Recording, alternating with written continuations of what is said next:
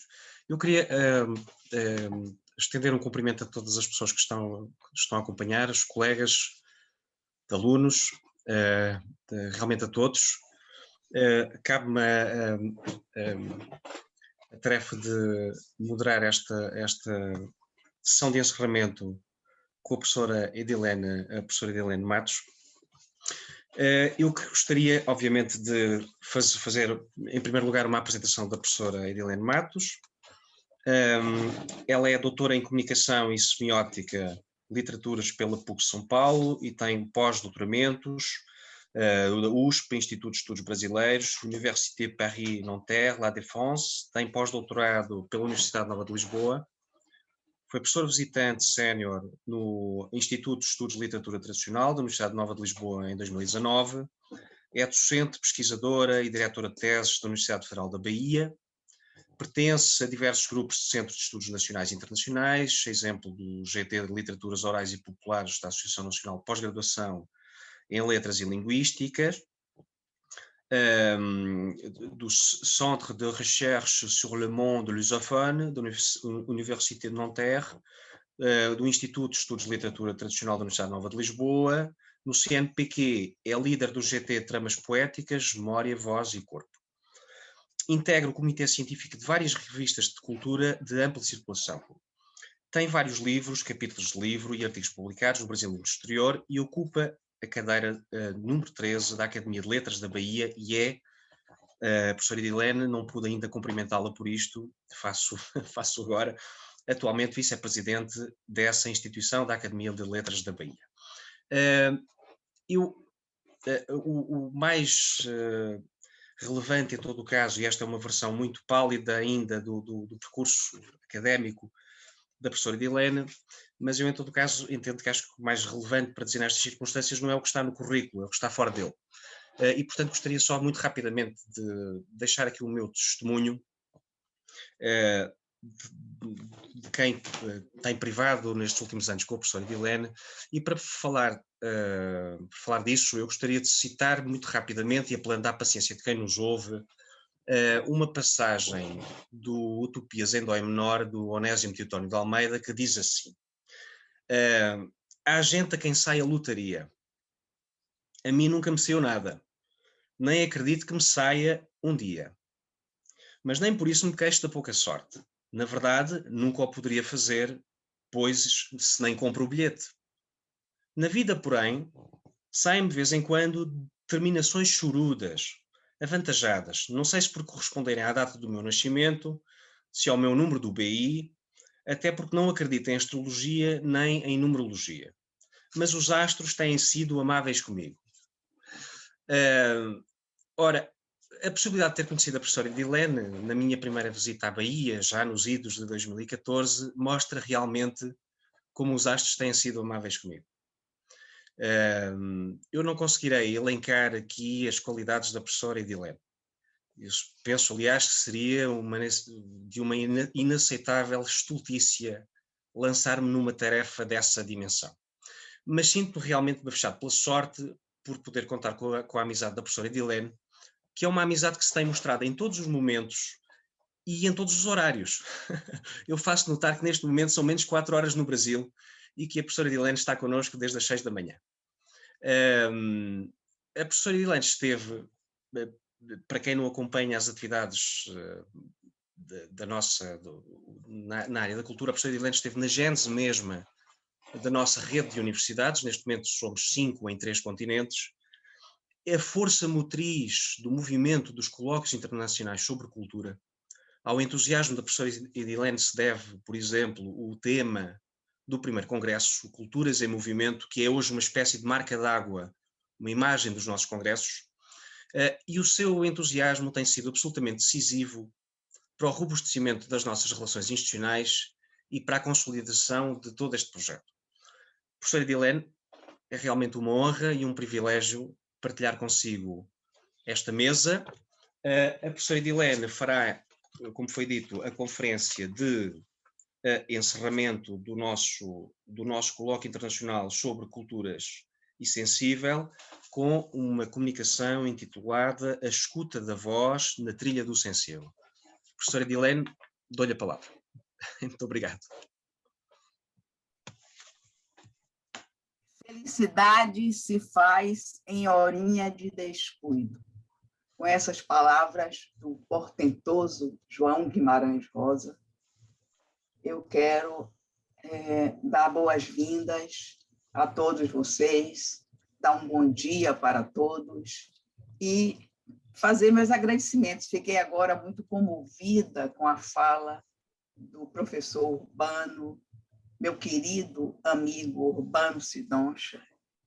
Então, queria parabenizar esse primeiro colóquio internacional Cultura e Sensível, de início na pessoa da presidente do comitê científico e da sua organizadora e professora Idalina Sidoncha.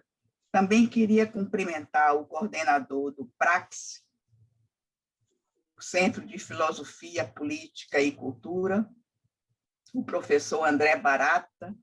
Queria cumprimentar, mais uma vez, o Urbano Sidoncha, que é o coordenador do grupo de Fenomenologia e Cultura.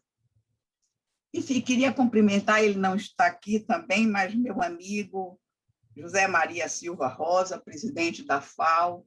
Queria cumprimentar aqui o professor Gabriel Magalhães, que tão bem recebeu o nosso doutorando em cotutela aí na Universidade da Beira Interior. Queria dizer que me sinto muito sensibilizada nesse momento em que nós, brasileiros, não estamos sendo muito bem aceitos no cenário internacional, nesse momento, para nós, para todos nós, pandêmicos, mas para nós, brasileiros, pandêmicos e pandemônicos. São momentos pandêmicos e pandemônicos. Então, este convite de vocês, que partiu da Idalina Sidoncha, da professora Idalina Sidoncha, me deixou muito comovida. Eu agradeço a vocês todos e a todos os presentes aqui. A escuta da voz na trilha do sensível. Voz, quer seja na garganta ou no papel, quer seja no corpo, quer seja no palco ou na rua, quer seja ruidosa ou silenciosa, quer seja no quadro ou na paisagem. A voz é modulante, sai e entra sem se fixar.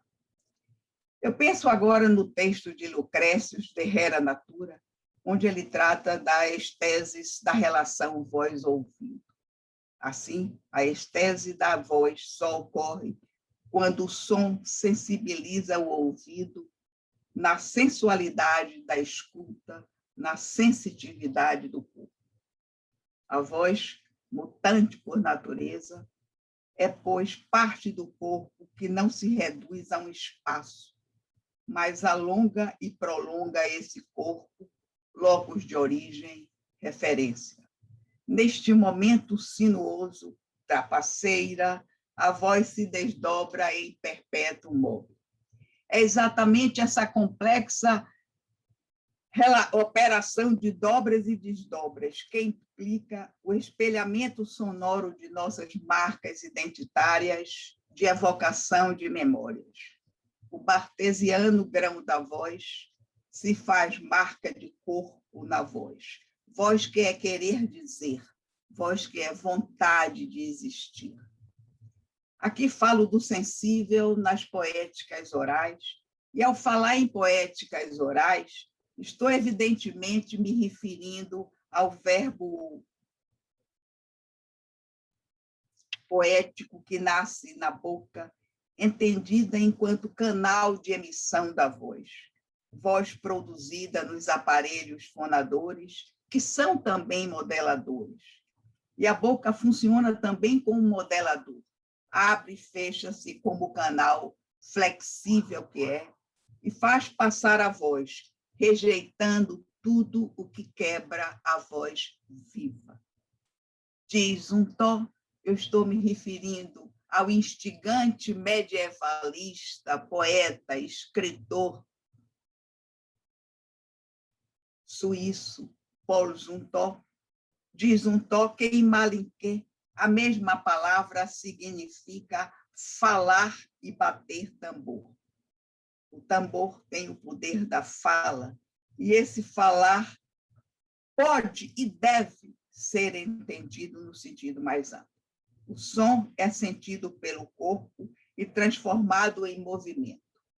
Djebedon significa a fala do tambor, extraída do djembé, que é um tambor confeccionado com o tronco de uma árvore sagrada em forma de taça. Os malinquês, por exemplo, dão muito valor às palavras, eles que são considerados pessoas da fala. É só um exemplo. Falar sobre poéticas orais hoje requer entrar em um jogo polêmico, e isso por conta da diversidade de estudos que tratam do assunto. De início, eu acho que há consenso, no caso, entre os estudiosos, a oralidade implica tudo a que a nós...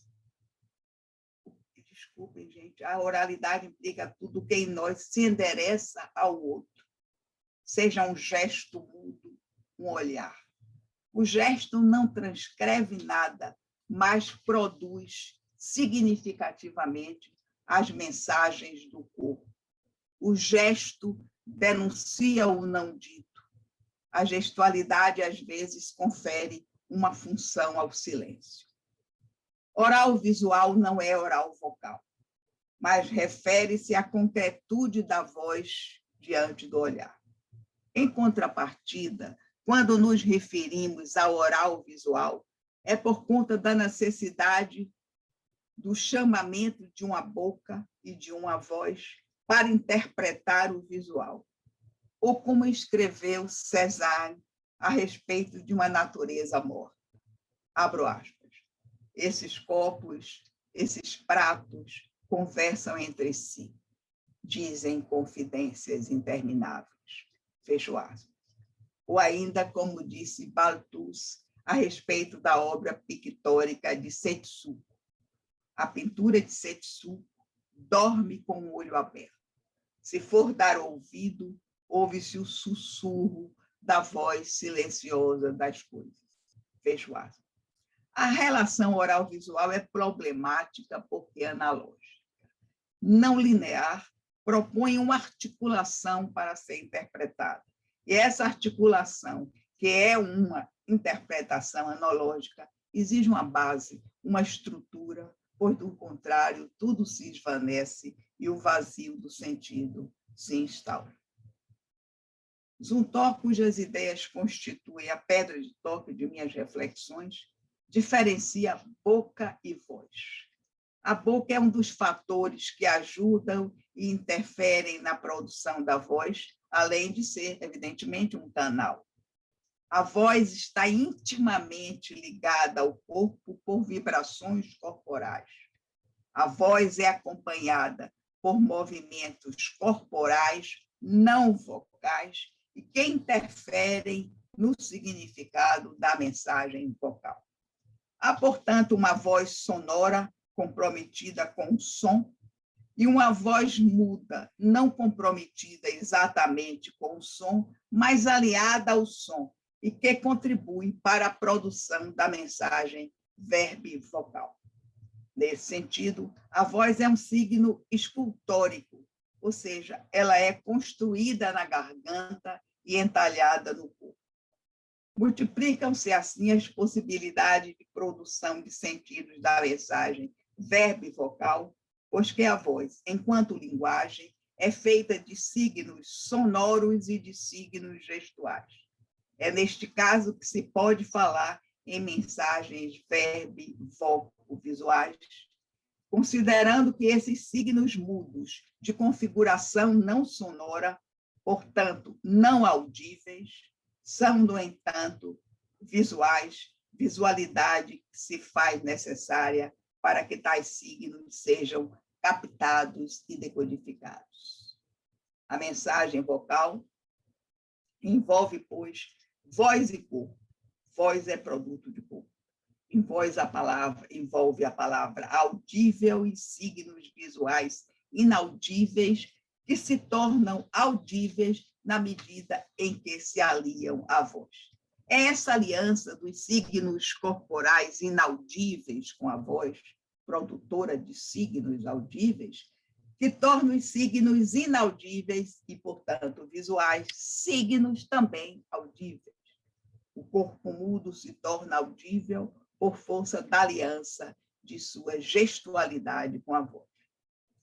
Quando designamos a operação do uso da voz de vocalidade, estamos nos referindo ao espaço de produção de signos extremamente complexos. Isto porque tais signos são, ao mesmo tempo, mudos, sonoros, audíveis e inaudíveis, convergindo todos eles para uma espécie de sonoridade corporal, que é o que caracteriza a performance vocal, que não é só som, mas envolve corpo e voz intimamente entrelaçados, de forma que o que não é sonoro se sonoriza e o que não é visual adquire uma espécie de potencialidade sonora, fazendo da vocalidade uma cena teatral complexa, feita de signos, repito, verbo e voco visuais. Zumthor reivindicava a paternidade do termo teatralidade, teatralité. Este termo exerceu uma espécie de fascinação para ele, e o conceito que lhe imprimiu jamais se enfraqueceu, e muito pelo contrário, constituiu uma marca inscrita a ferro e fogo de sua instigante proposta. Tal teatralidade evoca uma espontaneidade que se inventa ela própria ao exprimir-se como uma sensação espacial em que se amalgama o som, o canto, ou simplesmente os jogos da voz, o gesto, a mímica, a dança. Dessa forma, privilegia-se o calor da voz, que ultrapassa em muito os limites da letra. O homem, produtor de mensagens vocais, cantador, trovador, ator, leitor, intérprete de texto em voz alta, revela-se, por isso, sobretudo, um ator. Exatamente porque a voz criadora de mensagens o obriga a se colocar por inteiro no centro do palco.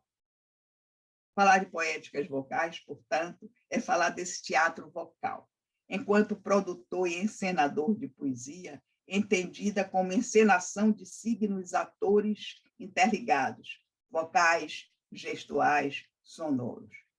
Primordialmente, a poética da voz, portanto, é teatro poético, ou poesia teatral, que não deve, em hipótese alguma, reduzir-se à palavra meramente vocalizada e muito menos à palavra grafada. Essa interligação da palavra com o gesto, sabemos nós, o professor Gabriel sabe mais que eu, vem do nascimento da poesia, quando o homem se manifesta teatralmente. O poeta e a poesia não nascem nas páginas do livro. Quando o homem descobre a voz como força verbo-voco visual. É por tal motivo que a poesia, mesmo quando grafada, mantém as marcas da origem, de sua natureza propriamente original. Isto porque a poesia nasceu na voz e da voz, intimamente ligada ao corpo, ou seja, a poesia nasceu como teatro de signos. E justamente porque é teatro de signos, é que ao lê-la no texto escrito, estão lá as reverberações, as marcas da origem. Por conta dessas marcas, o homem não pode deixar de ouvir, mesmo na escritura, essa voz ancestral, esses traços ainda vivos de uma ancestralidade indelével. Ler é decodificar signos grafados, signos traduzidos em sinais gráficos, mas ler também implica a recuperação das marcas originais da palavra, porque a palavra, originalmente, não é letra, mas voz e corpo. A qualidade poética de um texto está ligada à natureza teatral da voz, porque a voz é teatral desde os primórdios. Ela é poética porque a poética envolve a conjugação de diferentes signos, tendo em vista a produção de uma linguagem plurissignificativa. Não apenas no plano conceitual, mas de igual modo no plano sensorial, porque a plurificação nunca é somente conceitual. Ela só se instala no momento em que o conceito se alia à sensorialidade. Quando uma linguagem sufoca a sensorialidade dos seus signos, tendo em vista o privilegiamento do conceito, ocorre sua despoetização, ou seja, sua desteatralização e consequente monologização. O monologismo é a marca de uma linguagem despida de sensorialidade, linguagem técnica, formal, espartilhada, sem liberdade, sem a menor condição de contribuir para a transformação do homem, de fazer história, porque é puro registro estático de fatos concretos. A história humana só se faz quando o homem assume sua poeticidade, sua teatralidade natural. O homem é um ser teatral, repito. As sociedades do passado que abafaram a natureza teatral do homem morreram. E nós estamos com medo que isso possa estar ocorrendo hoje, face à pseudo-segurança, à pseudo-certeza dos discursos monovalentes que escravizam e amordaçam o pensamento, a criatividade, a ação, a livre circulação de ideias. E o poético é isso, é espaço livre de circulação e dança dos saberes, que fecunda culturas, que insemina civilizações. Poética das culturas orais, poética das culturas apoiadas nas linguagens verbo-voco-sensoriais, ou verbo-voco-visuais, sensório-conceituais e multissignificativa. Melhor seria falar de poéticas vocais, pois que, e pensando ainda em Zumthor, a vocalidade como produção concreta do homem, como energia, é mais palpável ou visível que oralidade. Além disso, a voz confere, através de cada timbre, um sinete autoral. Evoco a questão da voz como algo musicante, entendendo com Ruth Feiniger que a música vocal pode estar na canção ou na fala, nos recitativos, nas declamações. Penso, pois, em níveis de musicalidade vocal, que na canção, evidentemente, pode ser acentuadamente melódico. A destruição da oralidade é impossível, porque não é possível eliminar as marcas da voz. E aqui eu falo em poéticas da voz, falo em linguagens sensório-conceituais, em que o conceito não se impõe apenas no plano do logos, mas se faz espaço cambiante e prismático de sensações e sentidos, de experiências múltiplas, verbo, sensório, corporais. Eu vou tentar ver se eu consigo um minuto aqui, se eu consigo passar, compartilhar com vocês. Veja bem, inclusive aqui essa bela imagem da boca, essa é uma homenagem que eu trago aqui ao grande poeta, que chamava poeta concreto português da Covilhã, Ernesto de Melo Castro, recentemente falecido em São Paulo. Melo Castro, grande amigo, fez para mim, para o meu grupo de pesquisa, Voz, Corpo e Memória na Trama Poética, esse trabalho da boca, e que constitui realmente, assim, eu diria, a apresentação do meu grupo de pesquisa, né? Mas eu trago como exemplo dessa poética sensorial o espetáculo Bumba Meu Boi, que nós temos aqui no Brasil, em vários estados e, sobretudo, no Maranhão.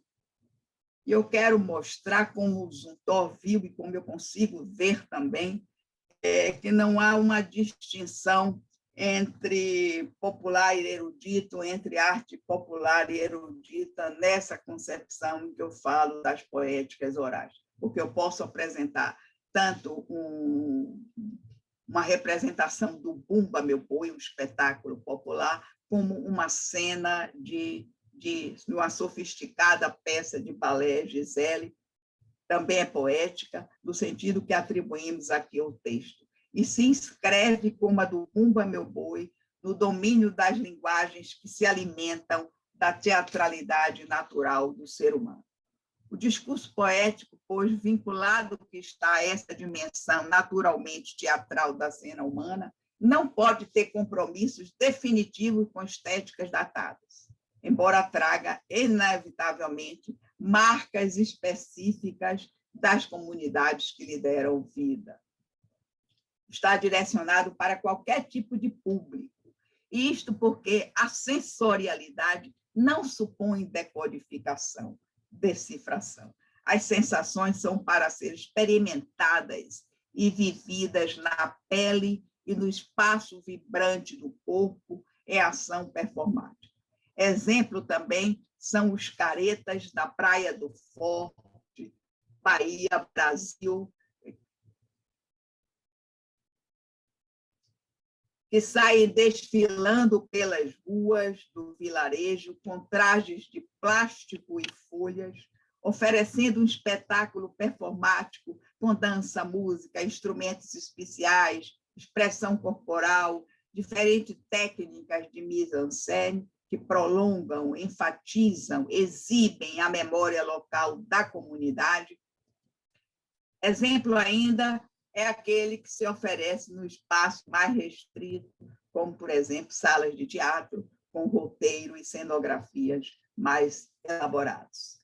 Essa sensorialidade se aviva também, e eu vou trazer mais um exemplo, em cada pessoa e em determinadas circunstâncias. O exemplo que eu trago aqui é de Avignon, França, quando já do famoso festival que envolve teatro, dança, circo, marionetes, música, nos espaços da rua ou da praça pública, ou nos recintos mais fechados dos grandes e pequenos teatros, que contam mais todos os anos, com 200 espetáculos.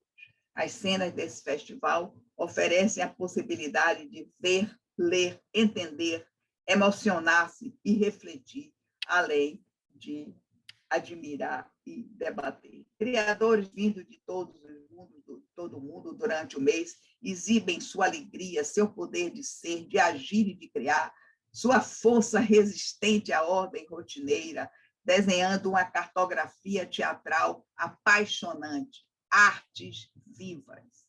Um apelo à sensorialidade pura. O espetáculo vivo resiste pela sua não reprodutibilidade, há uma irreverência que não é negociável e que é essencial a toda a sociedade.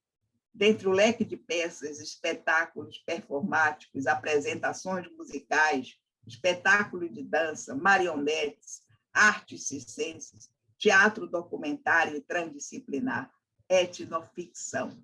Nessa ilustração, é uma foto minha, que não sou fotógrafa, que não sou artista, eu invejo os artistas, os poetas, os fotógrafos, os dançarinos.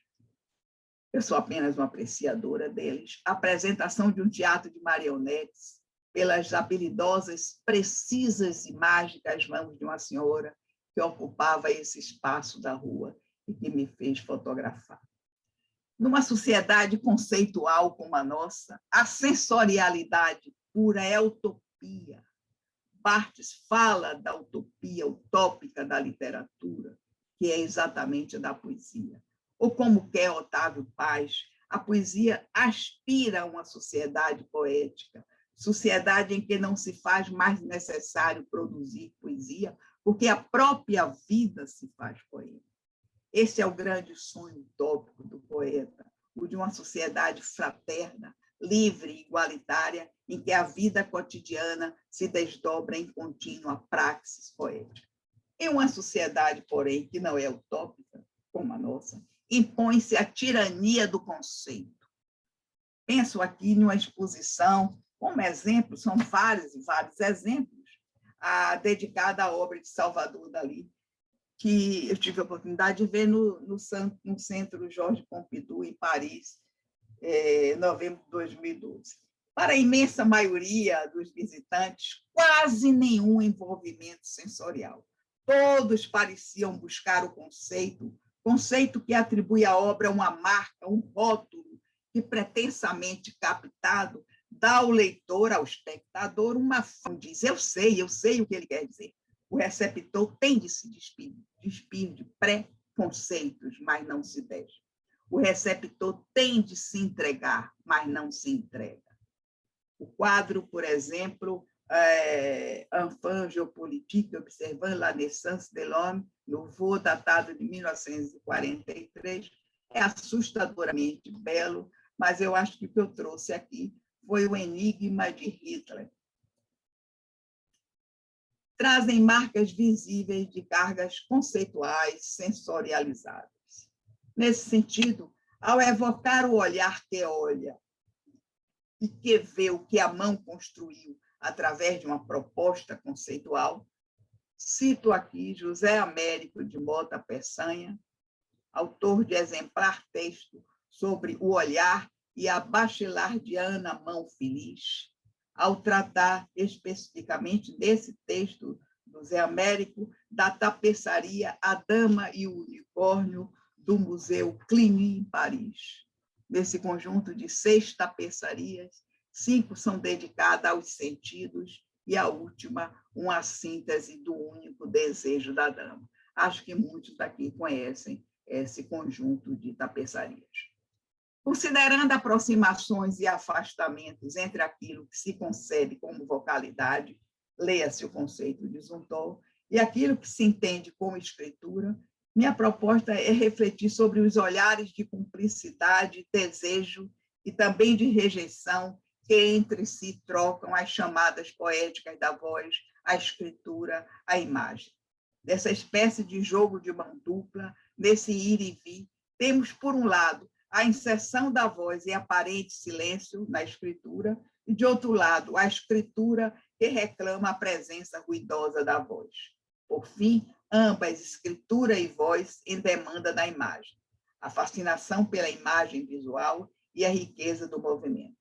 Poderia-se pensar, e a Idalina citou aqui, em Merleau-Ponty, a questão do olhar, a visão espetacular, pois que estamos no terreno do sensível, como propôs muito bem Escolor. Os desenhos dialogam com o texto, ou seja, traço, voz, letra se encontram corpo a corpo nessa singular proposta visual que eu tenho trazido aqui, relacionando narrativas plásticas e imagéticas enquanto memórias da voz, espaço onde se dá articulação de plurais matrizes, espaço também de performatização de cenas poéticas, uma espécie de caminhada movências. O meu entendimento dessa questão passa pela estética. Estética como um capítulo da filosofia, tal como foi proposta pelos gregos, visando a sistematizar os êxtases provocados pela obra de arte.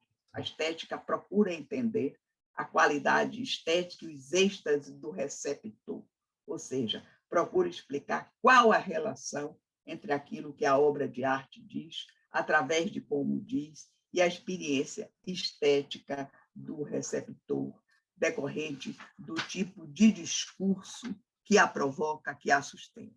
Não há possibilidade de assentamento dessa estética acabada, tocante às linguagens artísticas, e a voz está aí incluída, por conta mesmo desse deslizamento entre os signos, dessa movência. A arte como linguagem sensório icônico corporal. Poéticas orais. Trago reflexões sobre textos poéticos atravessados pela vibração da voz e pela coreografia do corpo e da imagem. Falo de uma poesia vocalizada e imagética como instrumento para a sensibilização e conhecimento de si e do mundo. Falo da incorporação da voz do corpo, envolvendo olho e mão, para a apreensão e expressão do texto poético. Nós sabemos que Andarilha, a voz poética corre mundos, com modulações e articulações variadas. Os emissores dessa voz tocam fibras sensíveis com sua fala, linguagem que flui, que se afirma tantas vezes tocada, mas que também permanece intocada, luminosa que é. Falo de texto que, resguardado pela impressão tipográfica, trazem marcas acentuadas da voz. Textos hibridizados entre silêncio, voz, gesto e imagem, mas percebidos também como performance do corpo, onde se dá a plenivalência da voz viva, dos fenômenos que remetem à vocalização, à visualização e à gestualidade. O que se pretende aqui é priorizar a voz poética enquanto corpo e imagem. Na escuta de uma voz, na mirada de uma imagem, o leitor-receptor reencontra uma sensibilidade anestesiada, adormecida. O leitor-receptor, agora despertado, passa a ser uma espécie de coautor. E o despertar, enfim, de novos olhares, bem como o rompimento de um modelo estático e convencional de nossas percepções, constituem-se em pontos fulcrais de reflexão sobre o poético, como um locus de resistência e transgressão. A poesia não se fez para ser lida somente em silêncio. Exige ser pronunciada, proferida em voz alta, já que a palavra original é voz, é som. E a voz é a semente inaugural de toda a comunicação. Apesar de escrita na maioria das versões e destinada, pois, a ser lida, a poesia traz em sua origem, e mesmo no corpo de sua escritura, insisto, a vibração da voz. O que a caracteriza, antes de tudo, é seu acento oral, mais acentuado, gritante, sutil, seus aspectos performáticos em maior ou menor grau, ou até mesmo uma voz sem corpo, na ausência do poeta ou dizer, apenas eco ou som de um fantasma que invade nossos ouvidos. Tal como a voz de todo deus egípcio das palavras, das fórmulas mágicas e encantatórias e da escrita, a voz dos poetas se insinua em seus poemas como um canto sedutor, vindo de um outro tempo, mas que ecoa ainda em nossos dias, ora apaixonado, lírico, sensual, sonhador, ora combativo, persuasivo, incitador, denunciador, revolucionário, mas em todos os seus momentos muito atual. Impressa, a obra poética esconde de início sua oralidade de raiz. Lida, porém, deixa-se ouvir, inscrevendo-se no universo da voz. O par formado é no corpo da poética atravessado por tensões, oposições conflitivas e até contraditórias. E aí, no tocante a esse assunto, o Zundor diz que ele se refere ao impresso livro como um freio, um anteparo para o movimento dramático da declamação. Embora freio, anteparo, o impresso, porém, não elimina o forte elemento vocal. Imersa no espaço ilimitado da oralidade, a voz é puro presente, sem estampilha, sem marcas temporais, sem mordaças, solta, livre e nômade, ao contrário da escrita que é finita, fixa e sedentária. Andarilha, por essência, a voz permite modulações e articulações visuais variadas. Ocupante que é de um espaço movente, cambiante, onde respiração, músculos e nervos continuamente se tensionam e distensionam. A redescobrir, pois, a voz como sopro de vida, como fruto de movimentos coreográficos e escultóricos do aparelho fonador, penso no poeta e no poder de sua voz. A voz do poeta, viva na garganta, presente e até vibrante no silêncio ruidoso de seus poemas, fala a linguagem do corpo. Na poesia, seja ela lida ou declamada, o corpo participa da ação, de ler ou de dizer. Desde o balbucio sussurrante na leitura individual, a variada tonalidade da voz ou a estruturação rítmica, até a gesticulação corporal que se manifesta nos movimentos das mãos, nos meneios da cabeça, na curvatura do corpo, na dança na curvatura do tronco, na dança do corpo de um lado, para o outro, para frente e para trás, no vai e vem próximo próprio da atuação performática. O charme e a sedução da voz remetem a deusa Peitó, divindade toda poderosa, tanto em relação aos deuses quanto aos homens, e que dispõe dos sortilégios de palavras de mel. Com o poder de fascinar, Peitó que carrega, que corresponde no panteão grego ao poder que a palavra exerce sobre o outro, estou com Detienne, domina a voz do orador e mora em seus lábios, dando por isso às suas palavras a doçura mágica e o poder persuasivo. Ambivalente, musa e sereia, Peitó tem duas faces. De um lado é maléfica, a odiosa filha do desregramento, a inseparável amiga das palavras traiçoeiramente carinhosas, as lisonjas, que são instrumento do engano e de ocultas armadilhas. Por exemplo, a palavra dos nossos políticos, pelo menos aqui no Brasil, atualmente. Não é? De outro lado, é a boa Peitó, benéfica, serena e conselheira, companheira dos sábios, dos juízes imparciais, dos reis e dos governantes justos. A voz é dotada de um poder que se diria sobrenatural e divino, decorrente de sua própria eficácia, pois, uma vez articulada, converte-se em ação, fato, coisa viva, que nasce, cresce e se transforma. O poeta, realmente artista, sabe operar harmonicamente os sons e jamais profere palavras inúteis. Sua palavra, ao contrário, é potência que se atualiza em força criadora. São as palavras eficazes, fecundadas por sons harmônicos que conferem luminosidade e evidência ao poeta.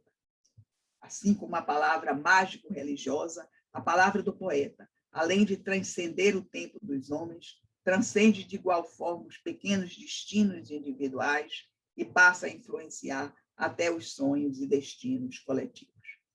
Pensando assim, mesmo que tenha consciência de muito que já se disse sobre as experiências da inquietante tarefa de experimentação e invenção na linguagem, insisto no fato de que os poetas fazem parte daquele grupo de artistas cujo incansável trabalho com a palavra, com o gesto, com a imagem, tem como objetivo a superação da língua, transgredindo seus limites para explorar fronteiras. Os poetas lançam desafios em cada um de seus textos, sobretudo no que diz respeito à incorporação de gêneros provenientes de diversas esferas de uso da linguagem. As possibilidades combinatórias exploradas por eles e inscritos na oralidade, se por um lado redimensionam gêneros da oralidade típicos de nossa cultura, por outro realizam experiências estéticas em que o signo verbal extrapola seus próprios limites, revelando a palavra como cenário não só de letra e de voz, mas, sobretudo, de corpo e movimento.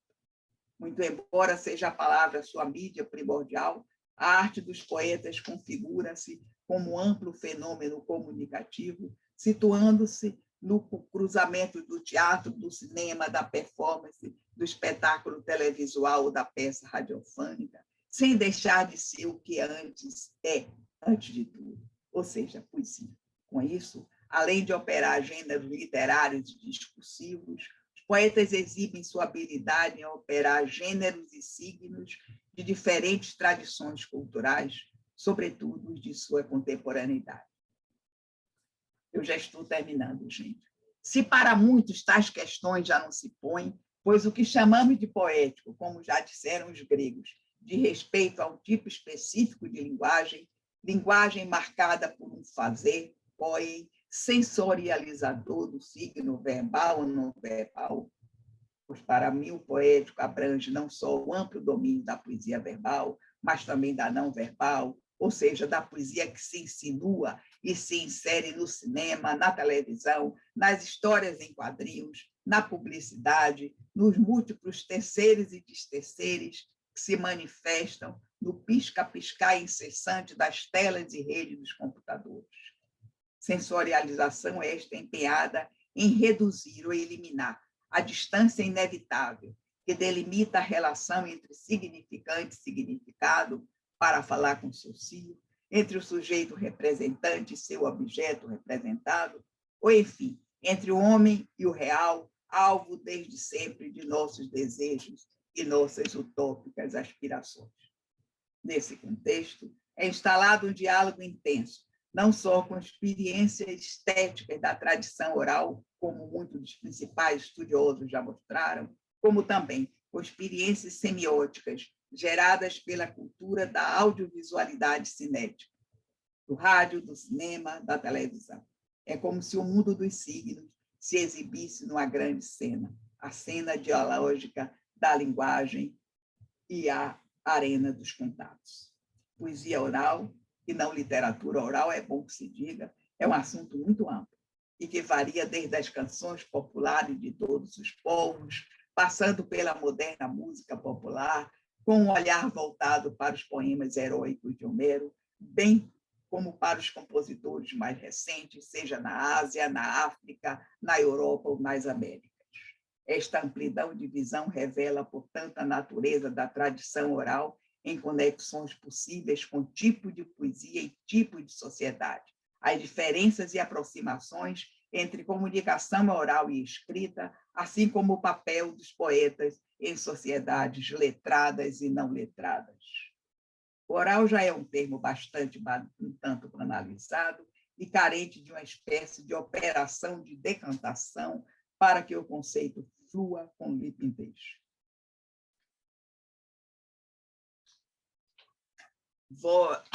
Deixa eu terminar aqui, eu vou pular algumas coisas, eu estou preocupada com vocês.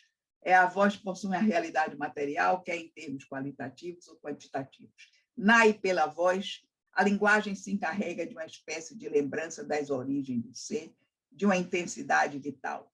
Ler é oralizar um estreio. A leitura implica a voz, corpo, sopro.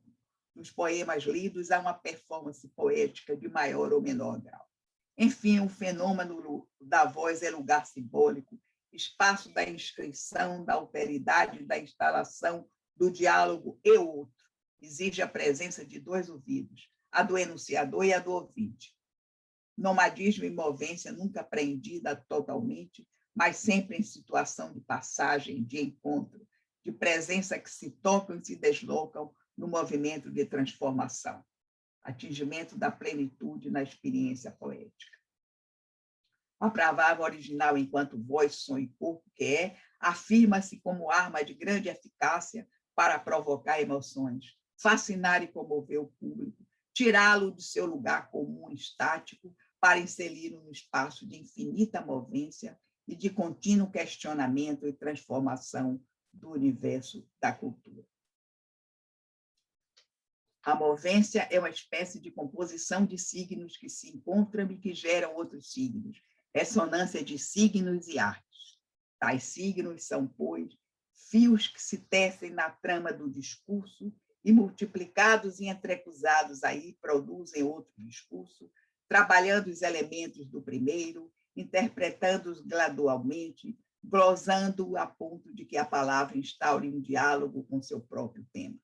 Enquanto as palavras desfilam, estabelecem-se equivalências e contrastes que comportam, porque o contexto se modifica mesmo que imperceptivelmente, que comportam nuances sutis, cada uma delas recebidas como uma informação nova, faz acrescer do conhecimento ao qual essa voz nos convida. Muito obrigado, desculpe pelo alongamento, e eu estou muito feliz com esse colóquio, com a participação nisso, e reitero os meus agradecimentos.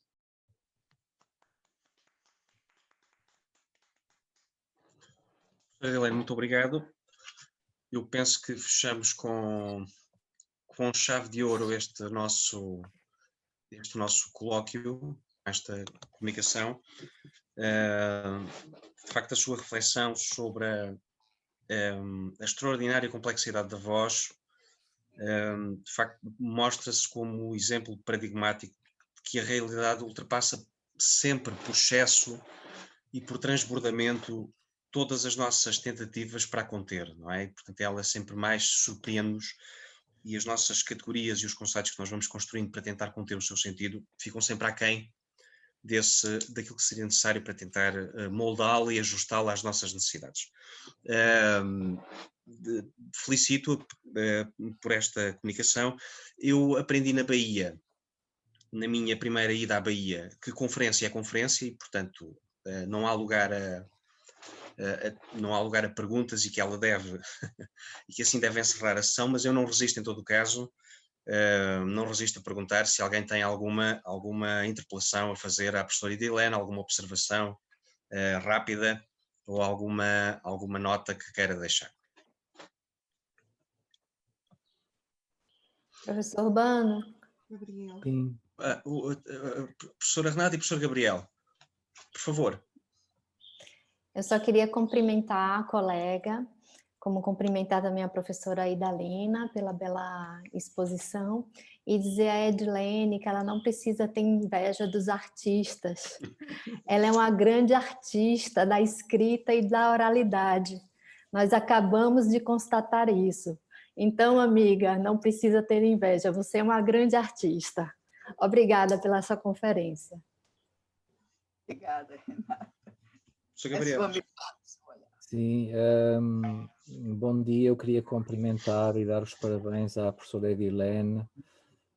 Foi realmente uma conferência extraordinária e eu queria só fazer umas reflexões muito breves. Nós nas aulas, e estão aqui alguns alunos a assistir à conferência, nós nas aulas precisamente estudamos o caso do Prémio Nobel de 2016 do Bob Dylan como uma tentativa de regresso da Academia Sueca a essa oralidade de que falou tão bem. E outra coisa que também tem muito a ver com a conferência da professora Edilene é no âmbito da narrativa. Nós tentamos estudar como é que a parede, que é uma folha de papel, se transforma num ecrã de cinema, na leitura. E como é que as palavras, através da sensorialidade, provocam essa transformação do branco numa espécie de filmografia interior. Achei muito curioso e não consigo deixar também de fazer esta sugestão. É que numa conferência tão democrática, em que através da voz e do corpo a arte é partilhada por toda a gente, houve dois sentidos que ficaram um pouco esquecidos, que são aqueles dois de que o Proust tanto gostava, o gosto e o olfato. Não é? Eles ficaram nessa espécie de subterrâneo em que eles habitam.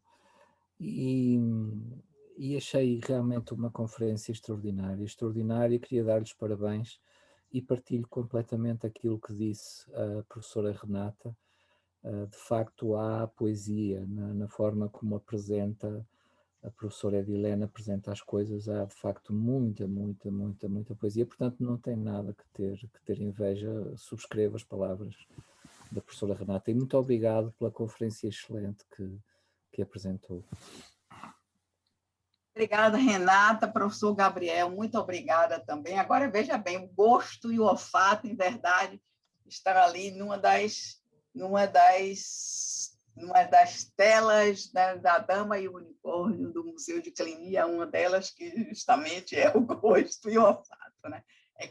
Realmente seria assim, se fosse falar sobre aquele conjunto de tapeçaria que é realmente magnífica, é uma das coisas que eu faço questão de revisitar sempre que possível, quando eu estou lá. Realmente são os 5 sentidos e o 6º que vai reunir todos esses. Lá está também o gosto e o olfato, o professor tem toda a razão nesse sentido. Né? E eu fico satisfeita em saber que vocês estão trabalhando também aí, justamente com essa relação também dessa fala, com a imagem, com o corpo, aí nas suas aulas de literatura. E aí eu queria também fazer uma propagandazinha aqui, já que nós estamos em um colóquio do Sensível, né? do nosso escritor Itamar Vieira Júnior, que está, como se diz o brasileiro aqui, entre aspas, bombando no mundo inteiro, com o seu magnífico corpo torto arado, né? Vencedor de vários prêmios, do Prêmio Jabuti desse ano no Brasil, e do Prêmio Leia, em Portugal, primeiramente, do Prêmio Oceanos, né? E que traz assim toda essa voz tanto silenciada quanto exibida também, né? nesse fabuloso, uma das coisas mais extraordinárias que eu li nos últimos tempos, foi justamente esse livro do Itamar Vieira Júnior, que é brasileiro e baiano, da minha terra, e o Biografia do Língua, do Mário Lúcio Souza também. São 2 livros extraordinários que eu acabei lendo nesses últimos tempos tão confusos para nós. Nós estamos sendo considerados aqui, agora, desculpem, não gravem isso não, como um país infectado, um país indesejado, e eu estou assim louca para voltar a Portugal, para estar com vocês, estar com o pessoal do Instituto de Literatura e Tradição da Universidade Nova de Lisboa, enfim, estar na Inanterre, e nós realmente não podemos fazer isso no momento, mas nós vamos vencer com essa, sei lá, ao lado de Guimarães, como eu comecei aqui com uma espécie de epígrafe da minha fala, que essa felicidade se encontra em horinha de descuido, e essa horinha de descuido, para nós aqui, foi esse colóquio do Sensível. Eu agradeço a todos vocês, agradeço as considerações de Renata, do professor Gabriel, mas sempre digo, Renata, poetas, eu invejo vocês, ora bolas, eu estou em contato direto com eles, mas eu invejo sim esses poetas. Não vou deixar de ter inveja deles. Eles são poetas, quando eu falo, é poeta do visual, poeta, enfim, não é só aquele poeta de escrever versos e poemas como nós temos, brilhantes, e vocês também têm, né? O próprio...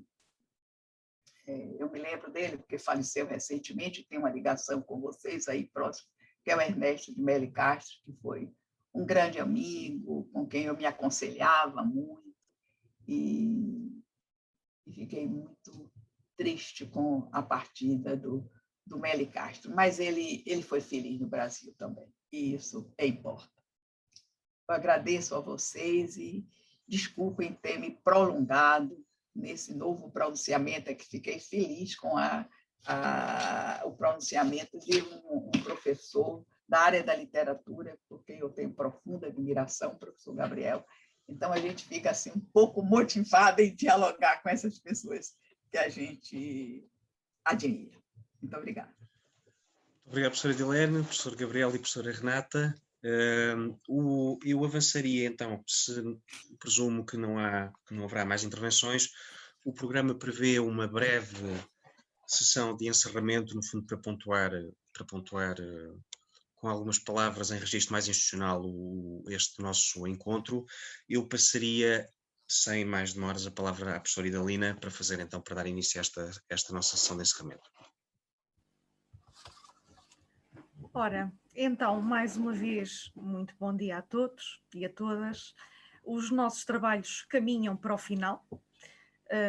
Julgo que ficou patente neste encontro que a reabilitação do sensível tem uma inegável história e que qualquer compreensão mais funda da condição humana, com implicações óbvias para a leitura do conceito de cultura, não exclui, mas antes concita a sensibilidade como dimensão constitutiva do conceito de cultura. Estou certa que este foi apenas o primeiro de outros encontros.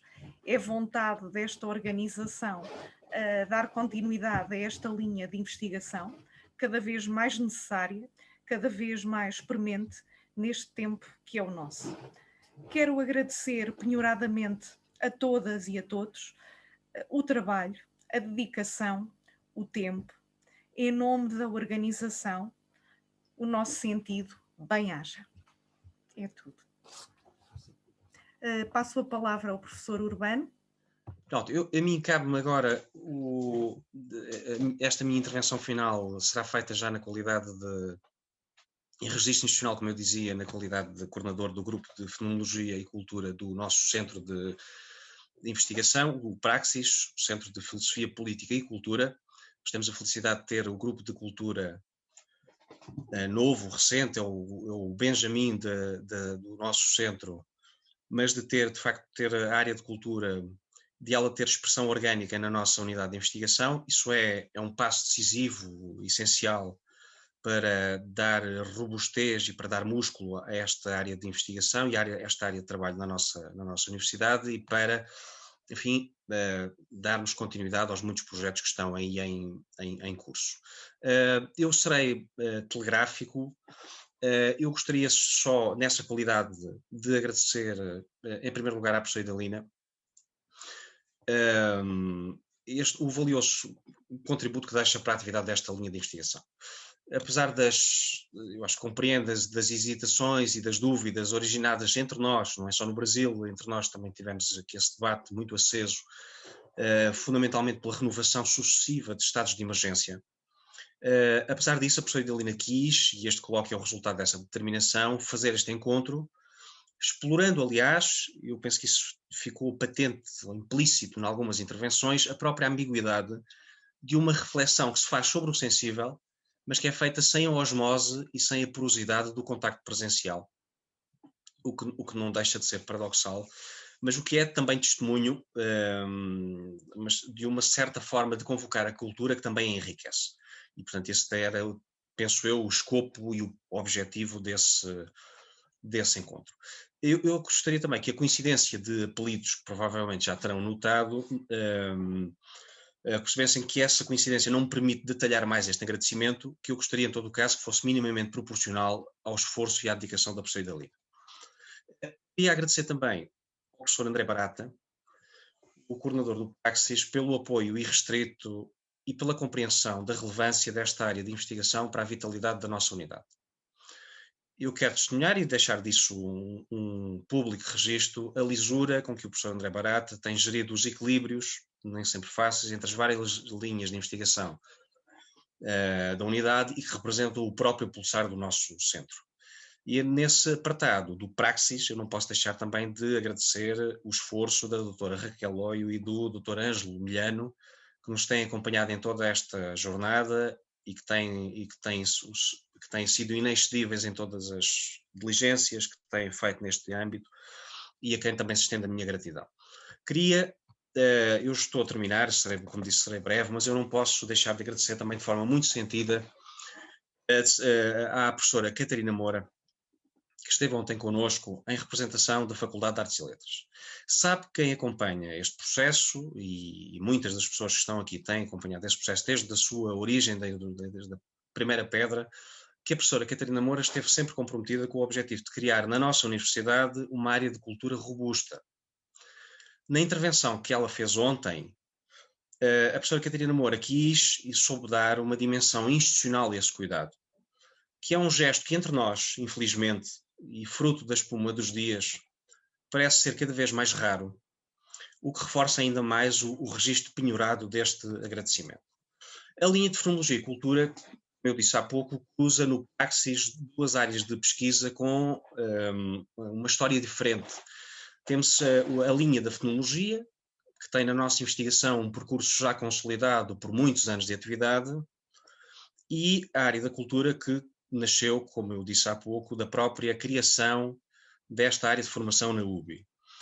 A consolidação da investigação nesta área, portanto, e eu quero aqui sublinhá-lo como coordenador desta linha, é decisiva para a robustez do próprio projeto das Ciências da Cultura na UBI.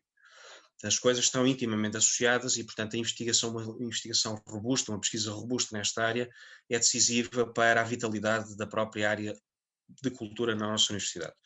Apesar de recente, este grupo vem desenvolvendo o trabalho de fundo, que eu destacaria apenas a linha sobre Fenomenologia e Cultura, que já produziu o seu primeiro colóquio internacional em 2019 e que conta a apresentar em breve um primeiro volume de trabalhos.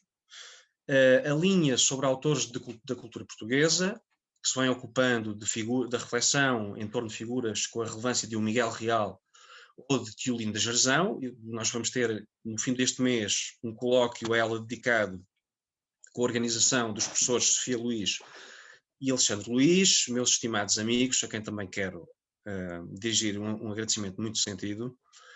e este importante filão que nasce da concatenação entre a cultura e o sensível, e de que este, como nas palavras da sua organizadora, será apenas o primeiro de muitos encontros e outras iniciativas, a que poderíamos juntar o apoio dado à organização do nosso 6º Congresso Internacional de Culturas, que se realizou na UBI, e a que se somam ainda um conjunto de outros projetos que vão ser apresentados proximamente, mas que mostram claramente que a pesquisa sobre cultura é estritamente necessária e que é uma pesquisa que está ávida de futuro. Portanto, todos nós temos essa responsabilidade de a acarinhar e de tudo fazer para que ela possa encarar com êxito essa ânsia de futuro. Eu terminaria, por aqui se diz, nesta terra, que agora também é minha, porque me acolheu como um dos seus, um sincero bem-aja a todos, e esperamos que o próximo encontro se possa já fazer em contexto presencial, para que esta ambiguidade de uma reflexão sobre o sensível, feita sem a osmose e sem a porosidade do contacto presencial, não volte a acontecer. Muito obrigado a todos pela vossa disponibilidade. Acho que foi um grupo excelente que aqui se reuniu. Eu vejo aqui, para além dos alunos, dos colegas portugueses, brasileiros, e vejo também os meus alunos de cultura, alunos de filosofia, do doutoramento em filosofia, que me apraz muito registar, mostrado. Portanto, temos aqui um grupo eclético, que é também a expressão do que é hoje a área de cultura na nossa universidade, e, portanto, a todos, de facto, muito obrigado.